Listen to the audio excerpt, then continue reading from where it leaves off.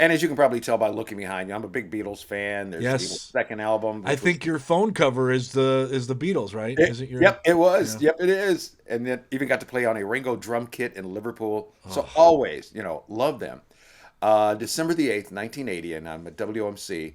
And so, working at night, you're the only person there. So we would always have like the studio door open because the newsroom door was open. And as you remember back in the day when a big news story or anything, like if weather was going to turn bad, you'd hear the bells on the, machine, ding, ding, ding, ding, right, ding. right. And you'd go in and find, okay, it's going to be a snowstorm or what have you.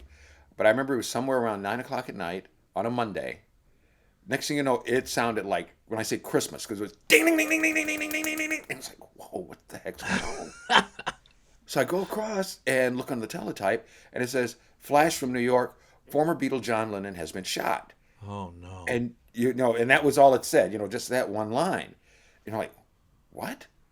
And so then, it just kept going like every couple of minutes. Been taken to the hospital, being operated It on. was like JFK all over again, right? Yeah, yeah.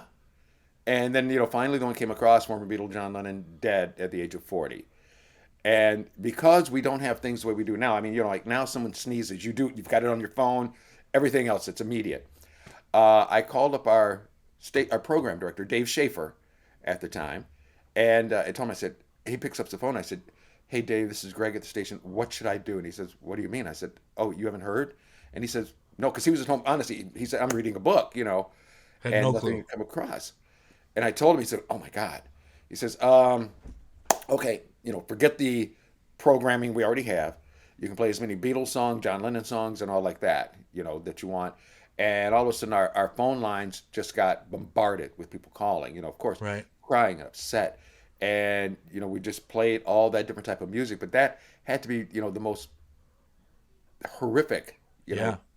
night just being on the air because it's like you said, it was like when I was 7 years old and Kennedy got killed. You're just going, gosh, It what's doesn't going seem on here? real. It's kind of like Right, 9/11 was the same thing. It doesn't seem real.